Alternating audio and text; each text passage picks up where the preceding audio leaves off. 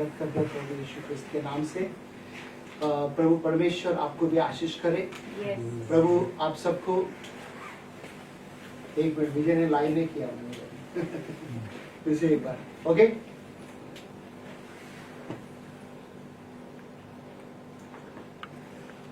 जय मसीह की। जय मसीह। आप सब कैसे हो? आशीष है। मुझे विश्वास है आप सब आज आशीषित हो गया, क्योंकि आज हम स्तुति आराधना करने के समय पे आप कई लोग ने क्या किया? डांस किया। कौन सा गाने में डांस किया? ओके, मूर्तिका ना है राइट। तो कैसा लगा आप लोगों को? अच्छा लगा ना? तो अभी आप कितने जन तैयार है वचन सुनने के लिए? और अच्छा लगेगा आपको, मुझे पता है। ओके, मुझे पता है कि भाई विजय के जीवन में परमेश्वर ने वचन उनसे बातें किया और वचन आज हमारे बीच में वो बांटना चाहते हैं, ठीक है। और हमें विश्वास है आप लोगों का जीवन में जरूर परमेश्वर काम करेगा। आज जो भी मेरे साथ ऑनलाइन में जुड़ा हुआ है, जो भी मेरे भाई मेरे बहन जो भी है वहाँ पे देख रहे हैं हमें, प्रभु आपको भी आशीष करे। और हम सब जन मिलकर भाई विजय को एक जोरदार ताली बजा के वेलकम करेंगे। और जोरदार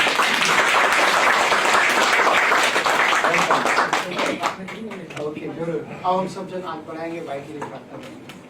पिता परमेश्वर, हम आपको धन्यवाद देते हैं भाई विजय को आपके हाथ में देते हैं। पिता परमेश्वर, आज जो भी वचन उन्होंने लाया है हमें विश्वास है प्रभु जी, वो वचन आपके होर से पिता, आपके सिंहासन से पिता, जो भी आज वो बात करे पिता, उन्हें आप इससे बातें करो और हमारे कान खोलो पिता, हमारे हृदय खोलो, ताकि हम ये वचन को सुन सके और हमारे जीवन में हम परिवर्तन देख सके।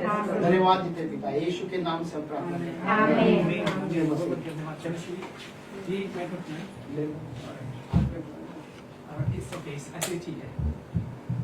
जय मसीह की। सभी लोग कैसे आप? एक बार फिर से बहुत बहुत धन्यवाद न्यू लाइफ असेंबली कलीसिया का अवसर देने के लिए कि आपके बीच में कुछ बोल सके। एक चीज नोटिस किया आपने कि मैंने आज पूरे काले कपड़े पहने? क्यों? कोई खास वजह?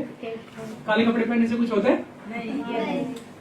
एक्चुअली हांगकांग में जब भी फ्यूनरल में जाते हैं तो काले कपड़े पहनते हैं।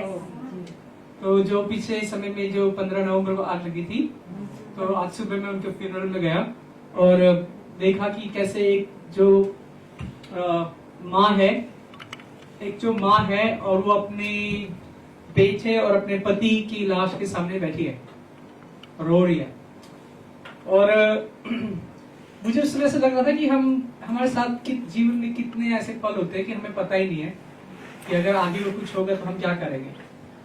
और इस बात की कल्पना भी नहीं कर सकते कि जो आपका प्यारा है, प्यारी है, वो एक पल में नहीं हिलेगा, नहीं डोलेगा और बोलेगा भी नहीं। तो मेरे पास कुछ शब्द नहीं थे उस माँ के लिए कि क्या बोल सकते हैं जो घटना घटी। लेकिन उसमें एक चीज मुझे जरूर सीखने को मिली कि जब आप जिंदा हैं, जब आप जीवित हैं, वो पल है, चाहे आप उन्हें फूल खरीद के दो, चाहे आइसक्रीम खरीद के दो, चाहे 2 पल खुशी के बिताओ। वहां पर इतने फूल थे आज, अगर इतने फूल किसी को जीते जी मिले तो कितनी खुशी की बात है। अक्सर लोग इसीलिए निराशा में रहते हैं कि उनके पास उनकी दिल की बात सुनने के लिए कोई नहीं है। और हम आप लोग प्रार्थना कर रहे थे कि प्रभु ये जो वचन है हमारे जीवन में रहने पाए, शैतान चुरा ना लेने पाए। पता है कितना समय लगता है वचन चुराने में? कलीसिया खत्म, गेम खत्म, उसके बाद ही सेल्फी शुरू हो जाता है, फोटो शुरू हो जाता है। तो ये, लेकिन उसके साथ साथ एक और चीज पे मैं विचार कर रहा था कि दुनिया किस हिसाब से चलती है। वहां पर जो एक काम करने वाला है जो फ्यूनरल पार्लर में, वो इसी इंतजार में है कि कैसे जल्दी जल्दी खत्म हो जाए और मैं अपना काम करूं, क्योंकि वो रोज ही वही करता है फ्यूनरल में। उसके बाद क्या है कि मुस्लिम कल्चर में क्या है कि महिलाएं काला वस्त्र पहनती हैं। तो अगर कोई उनको उस तरफ से देखेगा तो क्या उनके घर में रोज ही मातम है? नहीं ना। तो मुझे ऐसा लगता है कि जो लोगों ने मिल के अपनी अपनी संस्कृति अपने अपने हिसाब किताब से बना दिया है, लेकिन संसार में कहीं ना कहीं एक भयंकर अंधियारा है। क्योंकि लोग अगर जिंदा रहते हुए इकट्ठे होते तो कितना अच्छा लगता है। कभी कभी आपको ऐसा महसूस होता है कि आप अकेले हैं, आपकी सुनने वाला कोई नहीं है, है ना, होता है ना। तो अगर आपके जीवन में ऐसा महसूस होता है तो आप ये जान लीजिए कि आप न्यू लाइफ असेंबली में हैं। यहाँ पर आपके अगल बगल आस पड़ोस, इससे कोई फर्क नहीं पड़ता आप हिंदुस्तान भारत के कौन से हिस्से आए, लेकिन उस भाई उस बहन को ऐसा महसूस ना होने दें। आमीन, आमीन। वही है वचन। अगर आप उसे पूरा नहीं करेंगे तो कितना भी गाना गाइए आप, कितने भी बाइबल याद कर लीजिए, तो उससे कुछ होने वाला है। और मैं जब मैं इस कलीसिया के विषय में सोच रहा था तो मुझे लगा कि ये जो कलीसिया ये बहुत अलग प्रकार की कलीसिया है। ये कलीसिया नहीं है। यहाँ पे जब मैं लोगों से पूछता हूँ कि आप कैसे हैं तो बोलते हैं मैं आशीषित हूँ। यहाँ पर मुझे लगता है कि ये परिवार है। एक आपके बीच में जो पास्टर जॉन है ना, वो पास्टर जॉन भी नहीं लिखते अपना फेसबुक में, वो लिखते ब्रदर जॉन, नहीं तो सिर्फ जॉन। बेसिकली वो एक पिता है और एक दादा है, नाना है, ग्रैंडफादर है, फादर है, पति है, तो एक परिवार है ये। और इसीलिए जो उनका रिलेशनशिप आप लोगों के साथ एक परिवार जैसा ही है, राइट? तो अगली बार जब आपको लगे कि आप चर्च आ रहे हैं तो आपको ये भी लगना चाहिए कि हमारा परिवार भी है। और जब परिवार में लोग आते हैं तो लफड़े भी होते हैं ना, झगड़े भी होते हैं लेकिन याद रखिए कि आप मसीह के बच्चे हैं, आपको क्षमा करना भी है और क्षमा मांगना भी है। और अगर क्षमा नहीं करते हैं तो यीशु मसीह ने क्या बोला पता है? यदि तुम अपने अपराधियों को क्षमा ना करो तो इसका मतलब नर्क में ना वीआईपी रूम तैयार है आपके लिए, क्योंकि मैं तो आपको माफ कर रहा हूं लेकिन आप नहीं कर रहे। लेकिन फिर अगर बाद में बोलेंगे नहीं उसने ऐसे किया, नहीं उसके लिए तो वो प्रभु निपट लेगा उसको, लेकिन आप कैसे करेंगे? तो ये पॉइंटर है ना अपने पास। ऑलराइट, ये फोटो देख रहे हो आप जी? ये फोटो में कौन है? हाँ, और अच्छा फोटो देखना है तो आप खुद भी जा सकते हैं माउंटेन में, कभी 2-4 लोगों को साथ में लेके और प्रार्थना करने के लिए। पिछली बार आप प्रार्थना करने के लिए गए थे उस एक्सीडेंट वाली जगह में ना, क्योंकि आप तो यहाँ पे थोड़े समय के लिए मिलते हैं, लेकिन कैसे लोगों को सुसमाचार सुनाएंगे? आपको जानकर हैरानी होगी, कई लोगों को एलर्जी है चर्च नाम से। उनको कहीं भी आने को बोलो वो खुले आएंगे, लेकिन चर्च में आने के लिए बोलो तो उन्हें नहीं आएंगे, सांप सूंघ जाएगा तो उन्हें एलर्जी होती है। कोई बात नहीं, कि हमारा प्रभु तो सब चीजों को रचने वाला है, सब चीजों को बनाने वाला है। तो उनके साथ एक ऐसा समय बिताएं कि उसमें आप प्रभु की एक परवाह, एक केयर उनके जीवन में दे सके। वो आपकी प्रार्थना के द्वारा हो सकती है, वो आपके उत्साह के द्वारा हो सकती है। तो मैंने क्या किया कि मैं काफी जब निराश होता हूँ या उदास होता हूँ या फिर मुझे परमेश्वर में मन लगाना होता है, तो फिर मैं कुछ दोस्तों के साथ मिलकर पहाड़ पे चले जाता हूँ। तो ये थर्सडे को गया था मैं। और ऐसा नहीं है कि हम जो भी हैं मसीह में हम उदास नहीं होते। क्यों होते हैं उदास? क्योंकि काम इतना सारा होता है, सोने के लिए समय नहीं है। और एक बंदा मुझे फोन करता है, आपने मुझे बुलाया था, मैं यहाँ पे वेट कर रहा हूँ, और भूल गया उसको मिलने के लिए ना, तो काफी सारा स्ट्रेस होता है। तो हमें वो तरीका निकालना है कि जो सारा स्ट्रेस है सिर्फ प्रभु यीशु मसीह ही दूर कर सकते हैं। अगर हम प्रभु के पास नहीं जाएंगे, पूरी दुनिया में जाएंगे, पक्का कुछ ना कुछ छूटेगा आपका। लेकिन जब प्रभु के पास जाते हैं आप, कुछ भी छूटा वो कहता है बेटा मैं ध्यान कर लूंगा। आमीन, आमीन। तो जब मैं यहाँ पे पहाड़ पे खड़ा था और मैंने इन वादियों को देखा तो एक ख्याल आया मेरे दिमाग में। यहाँ पर देख रहे हैं आप, ये ढलता हुआ सूरज है ना, खूबसूरत लग रहा है ना। इस फोटो में तो कुछ भी नहीं है ये। जब वहां पे ऊंचाई पे जाओ ना, 400 मीटर ऊंचा, और आपके आसपास एक भी बिल्डिंग नहीं, और सारा का सारा जो आसमान है वो पूरा संतरी रंग का, नीले रंग का, इतना खूबसूरत। मेरे दिमाग में एक विचार आया कि लाइट कितना तेज चलती है, किसी को पता है? जो MTR है वो 60 किलोमीटर जाती है 1 घंटे में। कार है, जो एयरप्लेन है वो 300 से 400 किलोमीटर जाता है 1 घंटे में, या 600 किलोमीटर जाता है। लाइट कितने जाती है?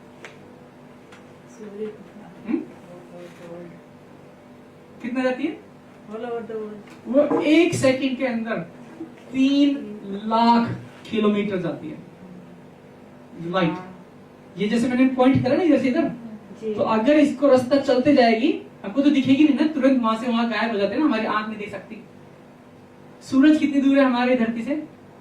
1,80,000। मतलब ये कि वो 1 सेकंड में सूरज तक जा भी सकती है और ये हमारे प्रभु का पहला काम है बाइबल में। इतना समर्थी है हमारा प्रभु। तो ये नेक्स्ट स्लाइड आ रही है बस थोड़ा पॉइंट। तो जब आप बाइबल पढ़ेंगे, पहले पन्ना, पहला चीज खोलेंगे तो वहां पर इसी से शुरू होता है। 3री आयत में परमेश्वर ने कहा उजियाला हो, तो उजियाला हो गया। कई बार जब हम प्रार्थना करते हैं ना, तो हमको लगता है परमेश्वर तो कछुए से भी ज्यादा स्लो है, सबकी प्रार्थना का उत्तर दे रहा है, मेरा ही उत्तर नहीं दे रहा है। और अगर आपको जानना है कि प्रभु की गति क्या है काम करने की, वो प्रकाश की गति से भी आगे काम करता है। आमीन। तो अगर आपका मन टूटा है, निराशा में है और लगता है कि सबकी प्रार्थना का उत्तर दे दिया और मेरी प्रार्थना का उत्तर नहीं दिया, लगता है प्रभु सो गया ना, प्रभु की गति ये है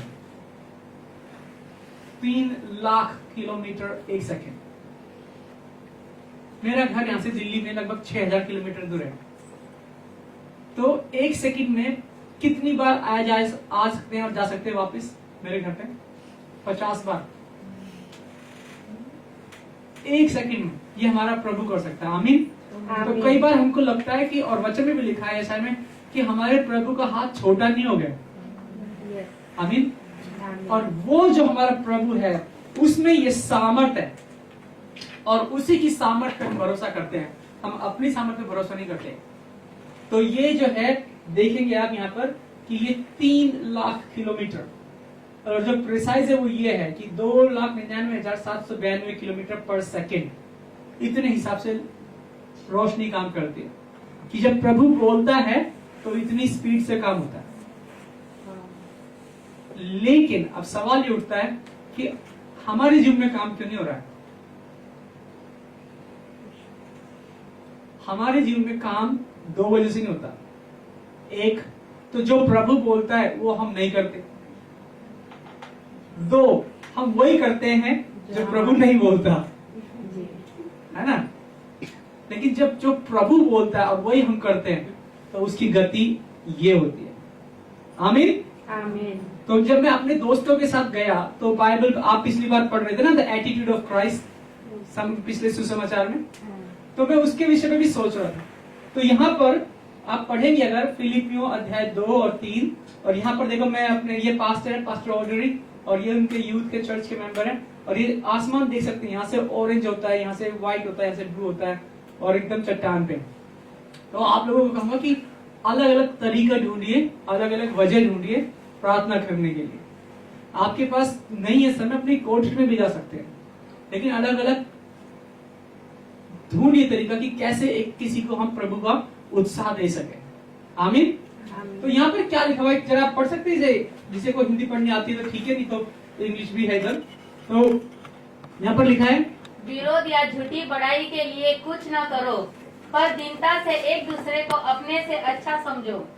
हर एक अपनी ही हित की नहीं वरन दूसरों की हित की भी चिंता करे। जैसा मसीह यीशु का स्वभाव था वैसा ही तुम्हारा भी स्वभाव हो। तो ये तो बहुत मुश्किल बात है ना? ये तो बहुत मुश्किल बात है, नहीं असंभव है ना। तो उसके बाद हम कहते हैं कि विरोध या झूठी बड़ाई करने के लिए कुछ ना करो, दीनता से एक दूसरे को अपने से अच्छा समझो। हम समझते हैं अपने एक दूसरे को अपने से बेहतर, एक दूसरे को नीचा दिखाने के लिए तो हम आगे बढ़ते हैं, है ना। अभी फेसबुक में, यूट्यूब में बहुत सारा बटन है डिसलाइक मारने के लिए। कुछ कुछ ऐसे लोग हैं वो एक दूसरे का फोटो देखेंगे फेसबुक में, देखिए इसका तो 50 लाइक है, वो लाइक भी नहीं करेंगे और डिसलाइक करेंगे तो उसको पता लग जाएगा ना, लेकिन वो उसी में निराश हो जाएंगे, मेरे फोटो को तो 4 ही लाइक है। तो वो फेसबुक वाला इस बात को जानता है कि आपको इससे टेंशन होगी, आपको लाइक नहीं मिलेगा, और वो जानबूझ के ऐसा ऑप्शन देता है, आप लोग आपके दोस्तों को आपको दिखाता है। लेकिन अगर कोई आपसे ज्यादा आशीषित है या बेहतर है, आप उसके चैलेंज को नहीं जानते, लेकिन आप उसके लिए प्रार्थना कर सकते हैं। आमीन। आमीन। क्योंकि हर कोई तो बेहतर बनने की तलाश में है, हर कोई तो चाहता है कि बस मैं ही मैं हूं, कहीं भी किसी से भी अगर आप पूछो जाके सड़क में, जो एक रैंडम आदमी से पूछो, किसी भी एक उठा करके कि भाई how are you, fine thank you, वो ये नहीं बोलेगा कि अरे यार राशन नहीं है, पानी नहीं है, माँ बीमार है ना, या मेरी बीवी बहुत लड़ाई करती है, ऐसे कुछ नहीं बोलेगा, सीधा फाइन थैंक यू। तो हर कोई अब बेहतर बनने की तलाश में है, लेकिन जब आप समय दोगे, एक दूसरे के लिए प्रार्थना करोगे, जज नहीं करना, एक दूसरे के लिए प्रार्थना करना, तब उसको लगेगा कि अगर मैं इस दुख में हूं तो हो सकता है उसके जीवन में भी तो कुछ दुख होएगा। और जब आप एक दूसरे की सहानुभूति और दुख के लिए प्रार्थना करते हैं, तब एक दूसरे को बेहतर समझ सकते हैं। कितने सारे ऐसे लोग हैं कि वो जो भी लोगों को देखते हैं तुरंत जज कर देते हैं, अरे ये तो ऐसे है, ये तो ऐसे है, ये तो ऐसे। वो पिछली बार पास्टर साहब ने बताया था कि आप उंगली करते तो किधर किधर जाते ना। तो जब आप दूसरों को अपने से बेहतर समझते हैं, तो ये दो तरीके इसके।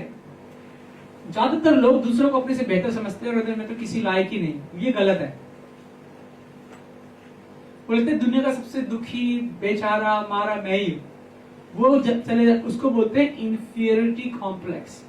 वो शैतान की बात ही सुनते रहते हैं, तेरा परिवार अच्छा नहीं है, तेरी नौकरी अच्छी नहीं, तेरा घर अच्छा नहीं, तेरी शक्ल अच्छी नहीं, तेरी हाइट अच्छी नहीं, तेरा वजन अच्छा नहीं, तेरे बाल अच्छे नहीं है, सब कुछ अच्छा नहीं है, और उनको लगता है वो दीन है। नहीं, वो मूर्ख है। आपको किसने बनाया?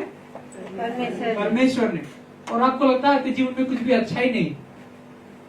तो आपको ये जानना है कि दूसरों को अपने से बेहतर समझना है, ये अच्छी बात है, लेकिन अपने आप को दूसरों से नीचा समझना, ये शैतान की चाल है। तो इस वचन को समझना है कि विरोध या झूठी बड़ाई के लिए कुछ ना करो, पर दीनता से एक दूसरे को अपने से अच्छा समझो। हर एक अपने ही हित की नहीं, परंतु दूसरों के हित की भी चिंता करे। जैसा मसीह यीशु का स्वभाव था, वैसा ही तुम्हारा भी स्वभाव हो। अब मसीह यीशु का स्वभाव कैसा था? वो तो कोई भी डायलॉग मार देगा, किसी से भी पूछ लो। कैसा था? बहुत सिंपल सा था। वो कभी भी गिरे हुए पे हंसता नहीं था, उसको हाथ बढ़ा के उठाता था। जब पतरस पानी में गिरा, पानी में आने के लिए किसने बोला था? पतरस ने बोला था, है ना? कहता प्रभु, अगर तू प्रभु है तो मेरे पानी में आने को बोल। वो आ गया। अब आने के बाद तीसरा कदम चलाया तो फिर वो डूबने लग गया। यीशु मसीह ने लेक्चर दिया उधर? पहला काम किया, यीशु मसीह ने जाके उसको हाथ बढ़ाया और उसके बाद उसको पूछा कि तूने क्यों संदेह किया। हम लोग क्या करते हैं? हाथ तो बढ़ाएंगे नहीं और डायलॉग पूरा देंगे। चर्च नहीं आती ना, इसके साथ तो ऐसे ही होना था, उधर ही घूमती रहती है, बाइबल भी नहीं पढ़ती। मैंने भी इसको उधर देखा था, है ना? लेकिन यीशु मसीह का जो स्वभाव है, वो इससे पहले कि जज करे, वो हाथ बढ़ाता है। आमीन। तो आप यदि बाइबल पढ़ना चाहते हैं तो आप लोगों के पास, जिसके पास ये कागज की बाइबल है ना, ये बहुत अच्छी है, क्योंकि इसका बैटरी खत्म नहीं होती। और जो फोन वाली बाइबल है ना, आजकल बहुत पॉपुलर है, सब स्टाइलिश हो गए। अभी मैं सुन रहा था वचन, उसमें कहता है कि यीशु मसीह प्रभु परमेश्वर वो आउटडेटेड ओल्ड फैशन नहीं हो गए। लोगों को लगता है चर्च में रहना वो बोरिंग है, वो पुराने समय की बात है। ये प्रभु है जिसने सारे कालों का निर्माण किया है, सारे समय का निर्माण किया है, वो कभी भी आउटडेटेड नहीं होता। आउटडेटेड कौन होते हैं? हम। हमको लगता है। तो जब फोन है, अभी एक लड़की है, उसका क्या हुआ, फोन अचानक से काम करना बंद हो गया, तो उसमें सारा फोटो, फोन नंबर सब चला गया। एक दूसरे दोस्त है, उसका कंप्यूटर काम करना बंद कर दिया। लेकिन जब मैं नेपाल गया था एक बार, 2012-13 की बात है, हाँ, तो वहां पर क्या होता, एक बार नक्सल का हमला हुआ था। तो नक्सल के हमले में वो पास्टर था, उधर सो रहा था, गोली आई, लगी, मगर वो मरा नहीं, क्योंकि वो इसने सोने के बाद जमीन में वो बाइबल ऐसे रख दी थी उसके बगल में, पढ़ते पढ़ते रात को उधर रख दी थी। तो गोली आ करके वो बाइबल में धसी, बाइबल से पार नहीं हुई। मैं खुद भी हैरान था कि मैंने बोला वाओ, और वो बच गया, और उसको उस कागज की बाइबल ने बचाया। तो मैं आपको उत्साहित करूंगा, एनकरेज करूंगा कि कम से कम एक बाइबल तो कागज की आपके पास हो, ठीक है, और उसे रोज से बुलेट प्रूफ के लिए नहीं, रोज पढ़ने के लिए इस्तेमाल करें। आमीन। ये नहीं कि विजय भाई ने बोल दिया कि भाई आप बाइबल लेके बोलो तो आपको गोली से बचाएगा, ये नहीं बोल रहा हूं मैं। आपको कागज की बाइबल कम से कम एक लेनी है, दूसरी बात रोज पढ़ना है, और तब आपको पता चलेगा कि उसमें यीशु मसीह का स्वभाव कैसा है। और अगर उसको और जानना चाहते हैं उसका स्वभाव कैसा है, तो उसका स्वभाव यहाँ पर लिखा हुआ है। लिखा है जैसा मसीह यीशु का स्वभाव था वैसा ही तुम्हारा हो, जिसने परमेश्वर के स्वरूप में होकर भी परमेश्वर के तुल्य होने को अपने वश में, समझ रहे आप? हमारे इंडिया में बहुत सारे डायलॉग बोलते हैं, उसमें से एक डायलॉग ये है कि बंदगी बंदे को बंदा न बना सकी, मतलब इंसानियत इंसान को इंसान न बना सकी। शराब खाने से निकले तो खुदा बनकर, है ना? शराबी को देखते हैं, वो कुछ भी कर लेगा, वो किसी से भी लड़ लेगा, ये कर लेगा, वो कर लेगा। ठीक इसी तरीके से हम लोग भी है कि हमको लगता है हम चर्च जा रहे हैं, हम बहुत अच्छा काम कर रहे हैं, प्रार्थना कर रहे हैं, बहुत अच्छा काम कर रहे हैं, लेकिन यीशु मसीह जो खुद प्रभु परमेश्वर होने के बावजूद भी जब लोगों ने उसकी दाढ़ी नोची, उसने उनको पलट के कुछ नहीं कहा। लोगों ने उसको बोला तू तो शैतान के साथ चलता है, फिर भी उनको जवाब नहीं दिया। उसके कील ठोकी, उसको सब कुछ किया, उसने वो सह लिया, क्योंकि उसको ये पता है जब आप सहते हो तो आपका दर्द परमेश्वर आपके साथ सहता है। लेकिन जब आप बोलते हैं ना फन्ने खा 30 मार खा बनते हैं, तो प्रभु भी कहता है देखते हैं कितनी ताकत है तुझमें, क्योंकि उसने आपको दीन किया, वरन ऐसा शून्य कर दिया और दास का स्वरूप धारण किया और मनुष्य की समानता में हो गया और mनुष्य के रूप में प्रकट होकर अपने आप को दीन किया और यहाँ तक आज्ञाकारी रहा कि मृत्यु, आप क्रूस की मृत्यु भी सही। हमारे यहाँ पर कोई हमको हमारे 70% 80% जो प्रॉब्लम है वो यही है, उसने मेरे बारे में ऐसा क्यों बोला, करेक्ट? और यीशु मसीह उसको कुछ नहीं मालूम, इससे पहले कि आप बोलोगे उसको पता है, आपका जीवन मरण उसके बीच में सबका स्मरण उसको पता है। उसके बावजूद सच्ची में बता रहा हूं, अगर मैं प्रभु होता ना तो अब तक इस धरती को कितनी बार निपटा चुका होता। ये लोग सुधरते ही नहीं है, लेकिन वो पिता है, वो प्रेम है, वो धैर्यवंत है, वो दीन है। उसको पता है कि मेरे बच्चे मुझे रोबोट नहीं चाहिए, राइट? ये लाइट है, इसको ऑन करो ऑफ करो जब चाहे। प्रभु नहीं चाहता कि मैं आपको आके छुरा रखूं अपने गर्दन पे, बोलो प्रार्थना करेगा कि नहीं करेगा, ऐसे नहीं। बोले मेरे बच्चे वो आजाद है, वो अपने दिल से अपने मन से जब प्रार्थना करेंगे तो मैं उनके साथ हूँ। तभी तो कहता है जहां 2 या 3 जन मेरे नाम से उपस्थित होते हैं, तो ये उसकी आजादी हमारे जीवन में है। लेकिन क्या हम प्रभु के जैसा बनना चाहते हैं? ये एक बहुत बड़ा सवाल है। और वो लिखा हुआ है इतना आज्ञाकारी, इतना आज्ञाकारी, तो इतना आज्ञाकारी होने के बाद उसको कुछ फल मिला। और उसका फल ये था कि यहाँ पर लिखा हुआ है इस कारण परमेश्वर ने उसको अति महान भी किया और उसको वो नाम दिया जो सब नामों में श्रेष्ठ है, कि जो स्वर्ग में और पृथ्वी पर और पृथ्वी के नीचे हैं वे सब यीशु के नाम पर घुटना टेके और परमेश्वर पिता की महिमा के लिए हर एक जीव अंगीकार कर ले कि यीशु मसीह ही प्रभु है। आमीन आमीन। अगर उसने दीन नहीं किया अपने आप को तो उसका नाम महान भी नहीं हुआ। आप में से कई लोग अभी कह रहे थे कि जैसे कि आप सोचते कि लोग जो है धर्म परिवर्तन करते हैं, ये करते हैं, वो करते हैं। नहीं, धर्म परिवर्तन मूर्ख है जो लोग करते हैं, क्योंकि धर्म परिवर्तन से कुछ होता ही नहीं। जो असली शब्द है धर्म का अर्थ, आज जब मैं उधर गया था फ्यूनरल में, वो श्रीमद् भगवत गीता के श्लोक पढ़ रहे थे, सब लोग रो रहे हैं, उधर पंडित मंत्र पढ़ रहे हैं, किसी को कुछ समझने भी नहीं आ रहा। सभी धर्मों में ज्यादातर ऐसे ही होता है कि वो एक पुजारी एक पंडित को पढ़ेगा। चर्च में भी ऐसे होता है, पास्टर हर संडे आके प्रचार करेगा, लेकिन लोग सुधरेंगे नहीं। ये धर्म है। लेकिन जो धर्म शब्द है उसका अर्थ यह है वो काम करना जो परमेश्वर की दृष्टि में ठीक है। वो धर्म का अर्थ है। धर्म का अर्थ ये नहीं कि हिंदू, मुस्लिम, सिख, ईसाई। अब लोग तो सोचते नहीं है। क्रिश्चियन का मतलब क्या है? आप बोलते हैं ना हम मसीह हैं, हिंदी में तो मसीह होता है ना। मसीह का मतलब क्या होता है? उद्धार करता। आप लोग उद्धार करता है। इंग्लिश में होता है क्रिश्चियन, मतलब क्राइस्ट लाइक। अब ये जो लाइट है ये तो सूरज नहीं है, लेकिन इसके अंदर प्रकाश है कि नहीं है? और वही टेक्निक है, हाइड्रोजन हीलियम जब मिक्स होते हैं तो लाइट उत्पन्न होती है।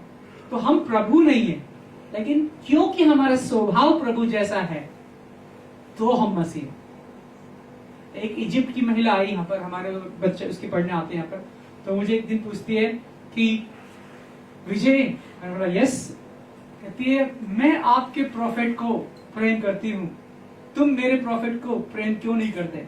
मतलब तुम हमारे नबी से प्रेम क्यों नहीं करते? हम तुम्हारे नबी से प्रेम करते हैं। मैं बोला हमारा नबी कौन सा और आपका नबी कौन सा है? तो उन्होंने बोला आपका नबी यीशु मसीह है। मैं बोला और आपका? कहती है मेरा नबी मोहम्मद है, तो तुमको उससे प्रेम करना चाहिए। मैंने बोला मैं कौन हूं? कहती है आप विजय हो। मैंने बोला तुमको कैसे पता मेरा नबी यीशु मसीह है? कैसे पता? मैंने कभी बोला आपको? कहती नहीं, आप जो काम करते हो वो सब यीशु मसीह की जैसे है। बोला अगर आप बोलते हो तो मैं विश्वास करता हूं, लेकिन मैं खुद नहीं बोलूंगा। करेक्ट? कभी फूल अपने आप को फूल नहीं बोलता, नदी अपने आप को नदी नहीं बोलती, पेड़ अपने आप को पेड़, फल कुछ भी नहीं करते वो अपने आप। हम लोग जब देखते हैं ना तो उनको बोलते हैं। तो यदि आप में मसीह का स्वभाव है, इसे आप नहीं बोलोगे, ये लोगों को दिख जाएगा। आमीन। और अगर लोगों को नहीं दिख रहा है तो लोग अंधे नहीं है, आप अंधे हो। वचन कहता है कि प्रभु का आनंद है मेरी ताकत। आपके चेहरे पे 12 ही बजे रहता है, तो आप जैसा कौन बनना चाहेगा? क्योंकि हमारी खुशियां किसमें है? मुझे ये फोन मिल जाए, मुझे ये घर मिल जाए, मेरा ये हो जाए, मेरा वो हो जाए, यही खुशी है। आपका एक काम पूरा होता है, दूसरा शुरू हो जाता है, तीसरा शुरू हो जाता है, और वो कभी खत्म नहीं होता। लेकिन वचन कहता है प्रभु का आनंद है मेरी ताकत। अभी शादी हो रही है, इंडिया में शादियों का माहौल है, कोरोना का काल भी चल रहा है, लोग मास्क पहन के भी, झूम के भी, सड़क पे भी नाच रहे, सब जगह नाच रहे। जो प्रभु जिसने प्रकाश को बनाया, जो 3 लाख किलोमीटर पर सेकंड चलता है, जब उसकी आराधना करने की बात आती है तो लोगों को शर्म आती है ना? तब आनंद कहां चला जाता है? तो मैं आप लोगों को उत्साहित करूंगा कि बाइबल पढ़ें और जानें कि मसीह का स्वभाव कैसा था। मैं आप लोगों का न्याय नहीं कर सकता, क्योंकि मैं प्रभु नहीं हूं। न्याय करने का अधिकार सिर्फ प्रभु का है। तो जब आप अपने आप में मनन करेंगे कि उसने मेरे विषय में ये बोला, प्रभु मैं अपने आप को दीन करता हूं, क्योंकि इसका फल क्या है कि परमेश्वर ने सभी नामों को उसके पांव के नीचे कर दिया। आमीन।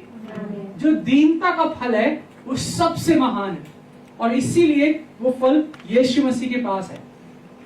आमीन। तो इस वचन को जब आप आगे पढ़ेंगे तो एक खास चीज है इसमें कहता है पौलुस, न मेरा दौड़ना और न मेरा परिश्रम करना व्यर्थ हुआ। I did not run the race in vain, and that my work was not useless. इसका क्या मतलब है? फिलिप्पियों 2 अध्याय में आगे पढ़ेंगे ना, तो एक खास चीज है इस दौड़ में। ये जो हाथ में देख रहे हैं क्या चीज है? इसको बोलते हैं बैटन। बोले जरा एक साथ। ओके, इस सबके हाथ में देखोगे, ये इधर है, ये इधर है, ये इधर है। इस रेस में एक अकेला व्यक्ति दौड़ के जीत नहीं सकता। इसका नियम क्या है? इसका नियम ये है कि आप दौड़ोगे, ये पास करोगे, ये दौड़ेगा और किसी और को पास करेगा। और इस रेस के विषय में पौलुस कहता है, मुझे नहीं पता कि इतने साल पहले, 2000 साल पहले भी उधर ओलंपिक होता था, लेकिन उस समय दौड़ जरूर होती थी। और इसी के लिए कहता है कि न मेरा दौड़ना और न मेरा परिश्रम करना व्यर्थ हुआ। मान लो कि ये बंदा बहुत तेजी से दौड़ रहा है, बहुत तेज दौड़ रहा है, लेकिन ये नहीं दौड़ रहा तो जीतेगी टीम? सेम चीज, ये बहुत स्लो दौड़ रहा है लेकिन बहुत तेज दौड़ने वाला है, इसका इंतजार कर रहा है, तो जीतेगी ये टीम। पास्टर जॉन इधर आके बहुत तैयारी करते हैं, वो काम पे आते वापस आते हैं, वो विचार अकेले करते रहते और 2-4 बहनें हैं जो उनको मदद भी करते हैं, लेकिन कितना दौड़ेगी ऐसे अकेले। आप लोगों को अपने आप से ये पूछना है कि भाई मैं क्या कर सकती हूँ या कर सकता हूँ। लिस्ट बना लो उसकी, ठीक है, रबिश कलेक्शन, ठीक है, इलेक्ट्रिक इक्विपमेंट्स, ठीक है, टेबल से जाना, उसके छोटे छोटे लिस्ट बना लो और 2-2 लोग मिलके बस आप लोगों को उतना ही काम। बाद में होता क्या, जब कलीसिया खत्म होती है तो क्या होता है, अरे वो तो करने लगी, मैं तो जल्दी में, चलो चलो चलो चलो। फिर आखिरी में किसको दौड़ना पड़ता है? पास्टर जॉन को, क्योंकि वो तो एक पिता है। अगर पास्टर होता तो फिर तो किसी से भी करवा लेता पकड़ के, लेकिन एक पिता तो क्या है कि अगर बच्चे नहीं करेंगे तो माँ बाप तो करना ही पड़ेगा ना। तो ये जो दौड़ है, इसमें अकेले आपकी वजह से रेस जीती भी जा सकती है और पौलुस कहता है कि तुम मेरा दौड़ना, मेरा परिश्रम व्यर्थ ना करो।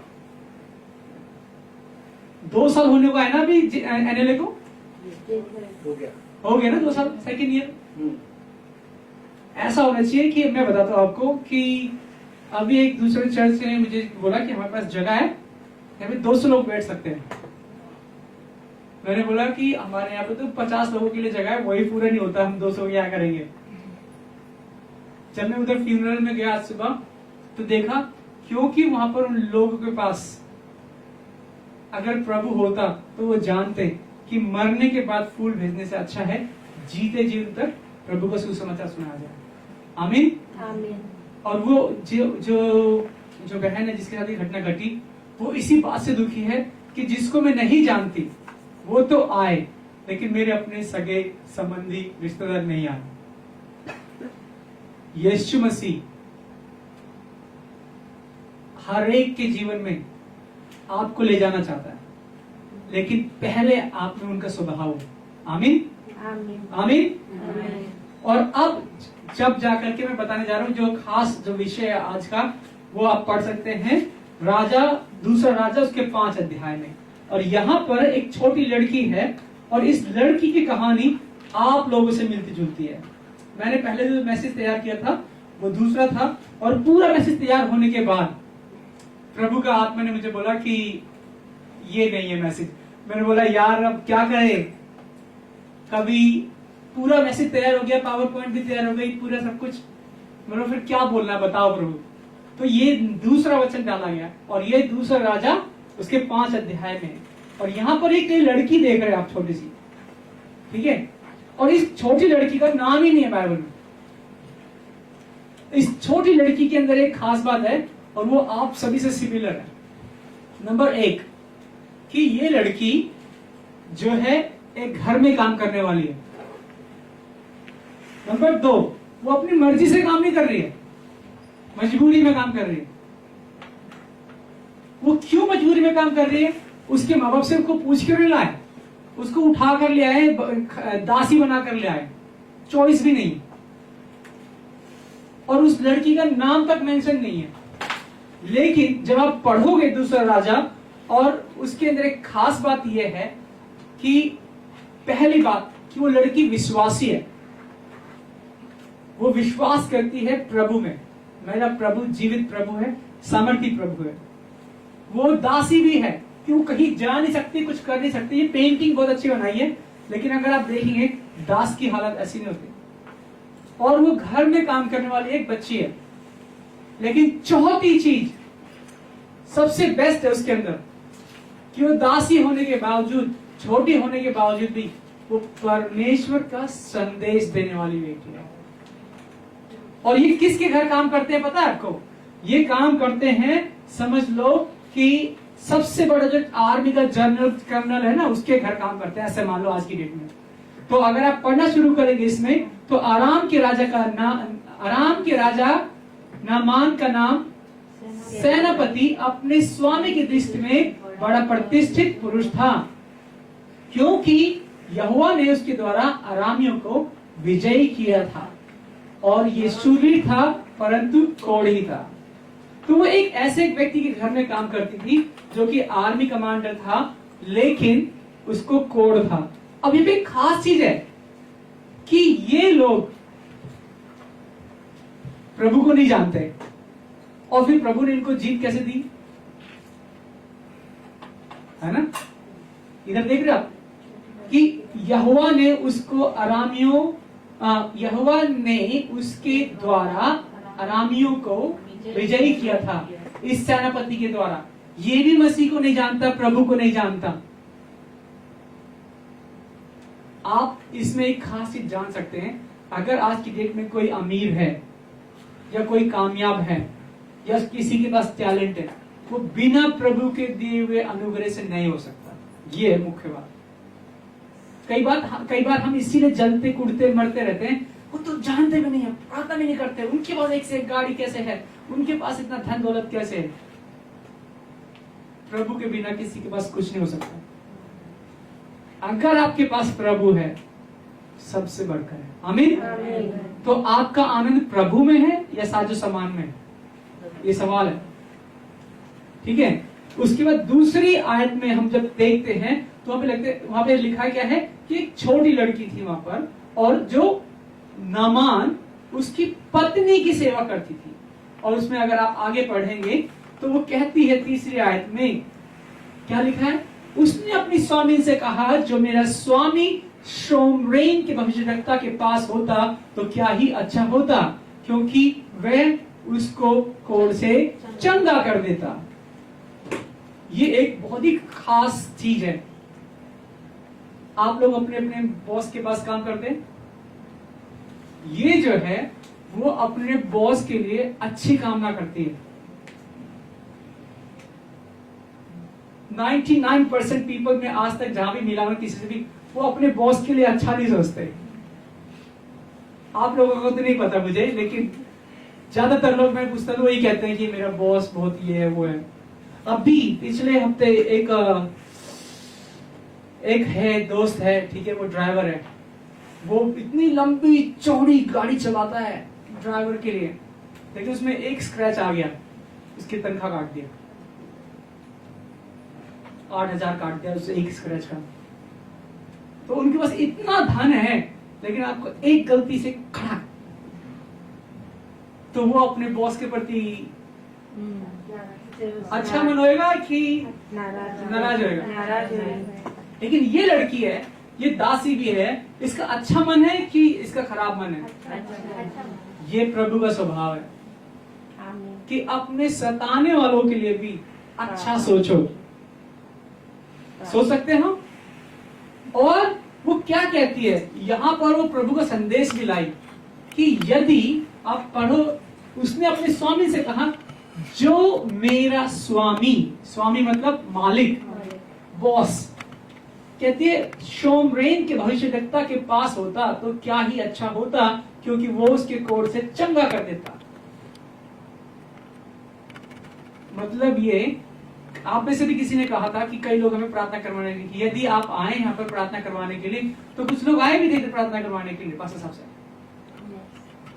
क्या है, क्या कि इधर जादू है, मैजिक है, MBBS है? प्रभु का सामर्थ है ना। तो जहां पर लोग मिलकर प्रार्थना करते हैं, प्रभु की सामर्थ होती है। आमीन। लेकिन एक खास बात है कि ये व्यक्ति प्रभु को नहीं जानता, लेकिन प्रभु ने इसको विजय क्यों दी, वो आप जानेंगे कि किसी ने उसके प्रभु के पास जाकर कह दिया कि इजराइल लड़की इस प्रकार से कहती है, आराम के राजा ने कहा, तू जा, मैं इजराइल के राजा के पास एक पत्र भेजूंगा, वह 10 किक्कार चांदी मतलब 330 किलो चांदी, 6,000 सोने की टुकड़े मोहरे, 10 जोड़े कपड़े साथ लेकर रवाना हो गया। हम लोगों को लगता है कि वही वो तो बहुत चालाक है, शैतान है, ये है वो है ना, उसके अंदर कुछ ना कुछ तो गुण है। वो अपनी दासी की बात सुनकर चल रहा है। ये एक बड़ी बात है कि छोटी बात है? कोई दासी की बात सुनता है? और ये जो गुण है नामान का, उसको विजय बनाता है। ज्यादातर तो हम लोग सुनते ही नहीं है एक दूसरे की। अरे इसकी बात कौन सुना, इसको तो स्कूल भी नहीं आती, इसको तो हिंदी भी ढंग से नहीं आती, इसका तो कुछ तरीका ही नहीं है। जो प्रभु के बच्चे हैं, क्योंकि वो एक दूसरे का आदर करते हैं, वो सुनते भी हैं। आमीन। आमीन। और उसके बाद वो सुनकर जब गया और 330 किलो चांदी, मेरे को तो 1 किलो भी नहीं पता कितना होते हैं, लेकिन 330 किलो चांदी लेकर के वो 6000 सोने के टुकड़े और सब कुछ लेकर गया। और राजा ने उसे ये भी कहा कि मैं तुझे एक लेटर देता हूं, और उसने लिखा 6 में, वह इजराइल के राजा के पास में पत्र ले गया जिसमें लिखा था कि जब ये पत्र तुझे मिले तब जानना कि मैंने नामान नाम के अपने एक कर्मचारी को तेरे पास इसलिए भेजा है कि तू उसका कोढ़ दूर कर दे। अब वो राजा है, वो खुश हुआ, इजराइल का राजा खुश हुआ। हाँ, इजराइल का राजा उल्टे डर गया। जो प्रभु का बंदा है, प्रभु के राज्य का राजा है, वो ही डर गया। और क्या बोल के डर गया? वो कहता क्या है, इस पत्र के पढ़ने पर इजराइल का राजा अपने वस्त्र फाड़ कर बोला, क्या मैं मारने वाला या जिलाने वाला परमेश्वर हूं कि उस पुरुष ने मेरे पास किसी को इसलिए भेजा कि मैं उसका कोढ़ दूर करूं? सोच विचार तो करो, वह मुझसे झगड़े का कारण ढूंढता होगा। कोई आपके पास प्रार्थना करवाने के लिए आया है, हाँ? आपको उल्टे लग रहा है, तो पक्का देखना कुछ तो गड़बड़ करने के लिए है, इसका विश्वास कुछ नहीं है, ये ना ये ऐसे नाटक करने के लिए आए, फिर हमको बदनाम करेंगे। नेपाल में एक अस्पताल है जिसमें हम मदद करने के लिए आते थे, उसमें लिखा है हमारा काम है सेवा करना, प्रार्थना करना, चंगाई देना, प्रभु होगा। कितना अच्छा स्लोगन है उसका। हम प्रार्थना भी नहीं करें, उसके पहले उसका न्याय कर दिए। वो इजराइल का राजा है, प्रभु का जन है वो, और वो प्रार्थना करने की बजाय अपने कपड़े फाड़ के बैठा है और डर के अलग बैठा हुआ है। और इतना सुनने के बाद, क्योंकि एक बड़ी खबर है, अगर राजा अपने कपड़े फाड़ ले तो एक छोटी खबर है, बड़ी खबर है ना? कभी आपने अपने कपड़े फाड़े? गुड, आपके पास प्रभु है। वो राजा, इजराइल का राजा होने के बाद भी उसको प्रभु की सामर्थ का अंदाजा नहीं है कि प्रभु की सामर्थ 1 सेकंड में भी कितनी तेज चलती है, प्रकाश की गति से भी अधिक। और जो नामान नबी है, वो ये सुनकर कि इजराइल के राजा ने अपने वस्त्र फाड़े हैं, परमेश्वर के भक्त एलीशा ने राजा के पास कहला भेजा, तूने क्यों अपने वस्त्र फाड़े? वे मेरे पास आए हैं, तब जान लेगा कि इजराइल में भविष्यवक्ता तो है। आमीन। अच्छा, तो वहां पर नामान जो है वो भी अपने दास को भेज रहा है, किसके पास? राजा के पास। यहाँ पर एक खास चीज है आपको पता करने के लिए, वो ये है कि जब आप प्रभु के साथ चलते हैं, प्रभु में होकर चलते हैं, आप छोटे हो सकते हैं या बड़े हो सकते हैं, लेकिन आपका प्रभु में कॉन्फिडेंस कोई नहीं हिला सकता। आमीन। वो राजा के पास मिलने भी नहीं जा रहा है, अपने दास को भेज दिया। उधर वो दास की बात सुनकर के राजा के पास मिलने को आ रहे। तो कई बार हमको लगता है, अरे मुझे कुछ नहीं आता। अरे आपको प्रभु से प्रार्थना करना आता है ना, इतना काफी है। और जब वो उसके पास गया, आप देखेंगे कि फाइनली नामान घोड़ों और रथों समेत इलीशा के द्वार पर आकर खड़ा हुआ। अब एक और खास चीज इसमें आपको पढ़ने को मिलेगी, उसमें लिखा है, तब एलीशा ने एक दूत से उसके पास ही कहला भेजा कि तू जाकर यरदन नदी में 7 बार डुबकी मार, तब तेरा शरीर ज्यों का त्यों हो जाएगा, तू शुद्ध होगा। परंतु नामान क्रोधित हुआ और ये कहता हुआ चला गया, मैंने तो सोचा था कि अवश्य वे मेरे पास बाहर आएगा और खड़ा होकर अपने परमेश्वर यहोवा से प्रार्थना करके कोढ़ के स्थान पर अपना हाथ फेर कर कोढ़ दूर करेगा। इधर देखो, ये इलाज कराने के लिए आया है डॉक्टर के पास, मगर यही डॉक्टर बन रहा है अपना में। वो बताएगा कि कैसे प्रार्थना करना है, कैसे हाथ घुमाना है, कैसे हाथ रख के प्रार्थना करना है, वो जो प्रभु को भी नहीं जानता। कई बार हमको भी ऐसा लगता है कि जब पास्टर साहब हमारे लिए प्रार्थना करेंगे ना, तभी वो प्रार्थना पूरी होगी। मैं प्रार्थना करूंगी तो प्रभु सुनेगा नहीं, परमेश्वर तो एजेंट रखा हुआ ना अपना। और वो किसको सिखाने की कोशिश कर रहा है? वो जो प्रभु का नबी है, परमेश्वर का भविष्य करता है, उसको बता रहा है तू मेरे लिए कैसे प्रार्थना कर। कई बार हमें भी ऐसा लगता है कि जब कोई हमारे लिए प्रार्थना करता है ना, तो भी हमें और गुस्सा आता है, सिर्फ प्रार्थना करना भी नहीं आता। और ये आई थिंक ये इतनी साल पुरानी बात है, लेकिन ये आज भी होता है। यदि कोई दूसरा व्यक्ति प्रार्थना करने के लिए आ जाए, करवाने के लिए आ जाए, तो उल्टा बोलेगा प्रसाद नहीं है, कोई जल वल नहीं मिल रहा है, कोई तेल वल नहीं मिल रहा है। इंडिया में बहुत होता है ऐसे, ठीक है। तो अपना इलाज अपने साथ ही लेकर आते हैं, तो फिर क्यों है कोड़ी वो? आपको सारा इलाज मालूम है, ऐसे हाथ घुमाना है, ऐसे हाथ रख के प्रार्थना करना, तो खुद ही कर ले भाई। ऊपर से वो क्रोधित भी है। अब आपको समझ में आ रहा है कि उसके जीवन में वो समस्या क्यों है, कि उसको गुस्सा जल्दी आता है। ऐसा कोई जिसको गुस्सा जल्दी आता है? अब यहाँ पर एक चीज है, उसके बाद उसका डायलॉग क्या है, क्या कहता है, क्या दमिश्क की अबाना और पर्पर नदियां इजराइल के सब जलाशय से उत्तम नहीं है? क्या मैं उनमें स्नान करके शुद्ध नहीं हो सकता हूँ? इसलिए वे जलजलाहट से भरा हुआ लौट कर चला गया। ज्यादातर लोगों के जीवन में चंगाई नहीं आती, क्योंकि वो उनके पास अपना इलाज है, अपना सब कुछ है, और सुनने का नहीं किसी को। अब एक तो अच्छी चीज है उसके अंदर, वो अच्छी चीज ये है कि वह कोई अच्छी बात कह रहा है तो उसको रुककर सुनता है। यहाँ पर लिखा हुआ है, तब उसके सेवक पास आकर कहने लगे, हे हमारे पिता, यदि भविष्य देता तुझे कोई भारी काम करने की आज्ञा देता तो तू क्या उसे ना करता? फिर जब वह कहता है कि स्नान करके शुद्ध हो जा, तो कितना अधिक इसे मानना चाहिए। तब उसने परमेश्वर के भक्त के वचन के अनुसार यर्दन को जाकर उस नदी में 7 बार डुबकी मारी, और उसके शरीर के छोटे लड़के सा हो गया और वह शुद्ध हो गया।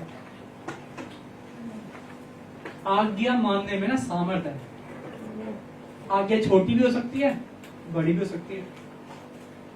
और यहाँ पर जैसे ही वो शुद्ध हुआ, और ये उसके मुंह के बोल हैं, 16वें आयत में पढ़ेंगे आप। एलीशा ने कहा,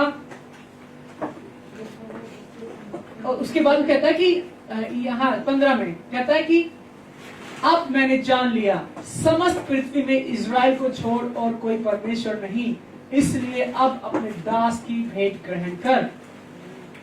आमीन। 330 किलो चांदी लेकर के कोई इधर आ जाए, 6000 सोने के सिक्के, 10 जोड़ी कपड़े, और प्रार्थना में चंगा हो जाए और बोले कि ये मैं आपको देना चाहता हूँ, तो और क्या प्रार्थना करने बताओ, है ना? कि फिर तो क्या बात है।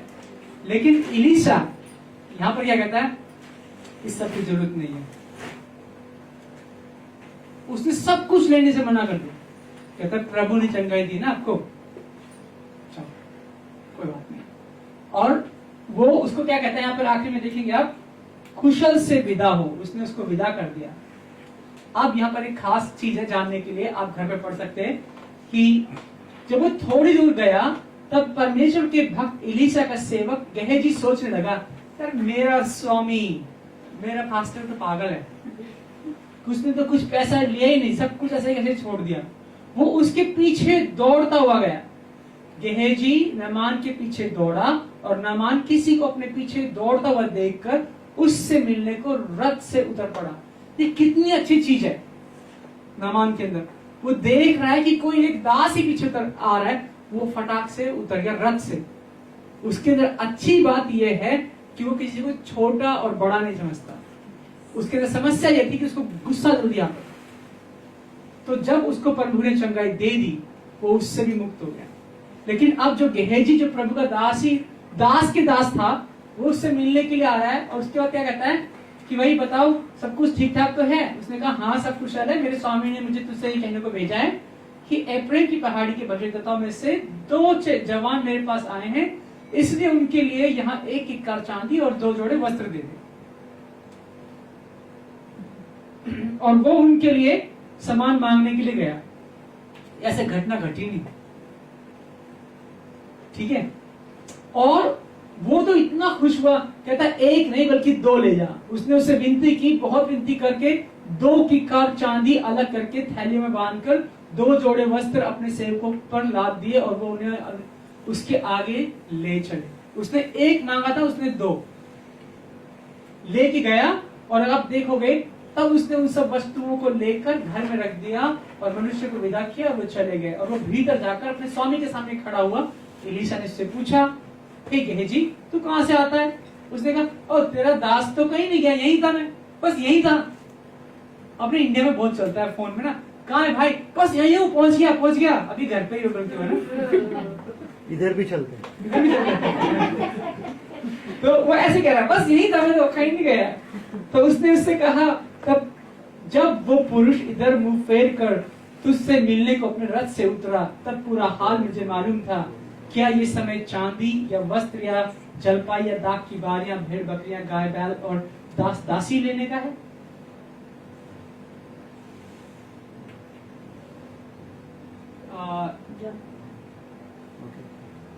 तो दासी लेने का है। इस कारण नामान का कोढ़ तुझे और तेरे वंश को सदा लगा रहेगा। हम जब कलीसिया में आते हैं ना, जब प्रभु के पास आते हैं, तो अगर हम इन चीजों के पीछे ना पड़े, ठीक है ना, चांदी, सोना, वस्त्र, दाख, भेड़, बकरी, गाय, बैल, दास, दासी, गाय, घोड़ा, घर, जमीन, जायदाद, इन सब चीजों के पीछे अगर नहीं चले और प्रभु के पीछे चले, तो इस सब चीजों के पीछे खुद ही आएंगी। लेकिन वो इन सब चीजों के पीछे गया तो उसका कोड भी उसके साथ आ गया। तो हमारा अपने आप से ये प्रश्न है कि वो प्रभु जो ज्योति स्वयं है, जो ज्योति को प्रकट करता है, और वचन में ये कहता है कि हम उसके समान इस संसार में, जो कि कुटिल है, विकृत लोगों से भरी हुई दुनिया में चमकदार रोशनी की तरह चमकना है। हम एक छोटे दिए के समान है। तो क्या हमें चमकना है या संसार की इन तमाम चीजों के पीछे भागना है? मैं ये नहीं कह रहा हूं कि आप काम धंधा नौकरी छोड़ के आप सन्यासी बन जाएं, नहीं। मैं ये कह रहा हूं कि काम करो, आनंद से करो, लेकिन प्रभु के संदेश के साथ, प्रभु के आनंद के साथ। आमीन, आमीन। और जब आपके जीवन में प्रभु का जैसा स्वभाव होगा, तो उस लड़की की चर्चा किसके पास पहुंची थी? राजा के पास। आमीन। तो जो उसके कहने पे किसी को 330 किलो चांदी दे रहा होगा, वो लौट के आएगा तो उस लड़की को क्या क्या मिलेगा? आप चाहते हैं कि आपकी चर्चा राजा से हो, महान लोगों से हो? तो आपके स्वभाव में क्या आप विश्वासी हैं? क्या आप दासी हैं? क्या आप तमाम परिस्थिति में होने के बावजूद क्या प्रभु का वचन आप में है? और यदि है तो सिर्फ अपने तक नहीं रखना है, बांटना है। और जैसा कि यीशु मसीह का स्वभाव था, वैसा ही आपका भी हो। आमीन। तो यदि इस समय मैं आप लोगों के लिए ये अवसर लेना चाहूंगा कि यदि आपके जीवन में कोई एक बात है, चाहे आप ऑनलाइन में हो या इधर बैठे हुए, अगर आपको लगता है कि आपके जीवन में कुछ भी गलत हुआ है या आप दबाव में या सताव में हैं, जबकि वो लड़की भी थी, लेकिन उसने अपने प्रभु को नहीं भूला और उसने उस स्वभाव को रखा, दीन वाला, नम्र वाला, और उसने जाना कि प्रभु का प्रकाश जो हर दिन होता है, अगली बार आप जब भी कभी सूर्य उदय या जब भी लाइट को देखो तो ये जानना कि प्रभु का दिया मेरे अंदर, मेरे जीवन में चलना चाहिए। और यदि नहीं है तो आज हम प्रभु के पास आ सकते हैं। आइए खड़े हों और एक दो पल के लिए हम अपने जीवन को जांचें कि क्या मेरा जीवन प्रभु के स्वभाव जैसा है, और यदि नहीं है तो क्या कमी है? क्या मैं इस समय चांदी, सोने, इसके लिए वस्तु के पीछे भाग रही हूँ या भाग रहा हूँ? और यदि हाँ, तो ये समय उन बातों के लिए नहीं, ये समय इसलिए है कि हम प्रभु के निकट आए। ये समय इसलिए है कि हमारा स्वभाव प्रभु के जैसा हो, और वो प्रभु जो प्रकाश का रचने वाला है, जो 1 सेकंड में 3 लाख किलोमीटर तक प्रकाश की गति होती है, वो उससे भी कहीं अधिक गतिशाली है। वो आज आपके जीवन में कहता है कि बेटे, मेरी बेटी, मैंने तुम्हारे दीन मन को तुच्छ नहीं जाना। और यदि आपके विषय में किसी ने भरा बुरा कहा है, तो वो जानता है कि आपके नाम को वो धन्य कहेगा, आपके नाम को वो आगे बढ़ाएगा। और आज जब आप प्रभु में अपना मन लगाते हैं, प्रभु के जैसे स्वभाव करने की आशा करते हैं, तो जैसे यीशु मसीह के पांव तले सारे नामों से ऊपर है वो नाम, ऐसा नाम है, ऐसे ही जब आप प्रभु में अपना मन लगाते हैं, आपकी समस्या, आपके चैलेंज, आपके शत्रु उस नामों के आगे कुछ भी नहीं है, बहुत छोटे हैं। तो हम ये प्रार्थना करते हैं कि प्रभु आज आपके भीतर एक नया हृदय उत्पन्न करे। हमें प्रार्थना करते हैं कि आपके उस दबे मन को निकाल ले। हमें प्रार्थना करते हैं उस जलजलाहट, जलन से भरे हुए हृदय को निकाल ले और उस छोटी बेटी की तरह एक ऐसा हृदय दे ताकि वो अपने आसपास वालों के लोगों के लिए अच्छी कामना करे, चंगाई को लाने वाले बने। कई बार आप अपनी परिस्थितियों को देखते हुए अपने आप को बहुत ही ज्यादा कमजोर समझते हैं, लेकिन वो दासी कैसे अपने प्रभु के लिए, अपने मालिक के लिए एक आशीष का कारण हुई, ऐसे ही आप अपने काम करने वालों के लिए, अपने परिवारों के लिए एक आशीष का कारण हो और एक ज्योति के समान चमकने पाए। प्रभु यीशु मसीह के नाम से इस प्रार्थना करते हैं, जैसे सुने और ग्रहण करें।